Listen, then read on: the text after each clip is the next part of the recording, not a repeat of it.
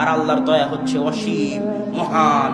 আল্লাহ সুবহানাহু ওয়া তাআলার দয়া এত অসীম এত মহান যে একটা হাদিসই তার জন্য যথেষ্ট, যে কেউ যদি আল্লাহর দরবারে কিছু না চায় তাহলে আল্লাহ সুবহানাহু ওয়া তাআলা রাগ করে। এই বাক্যের ওজন মানুষ বুঝে না।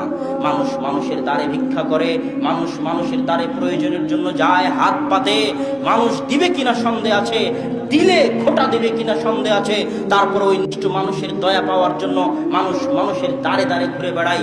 অথচ যে আল্লাহ অপেক্ষায় আছেন শেষ আসমানে নেমে আসেন, ডাকতে থাকেন, হাল মিন মুস্তাগফির, কেউ কি আছে ক্ষমা প্রার্থনা চায়, আমি আল্লাহ তাকে ক্ষমা করে দিব।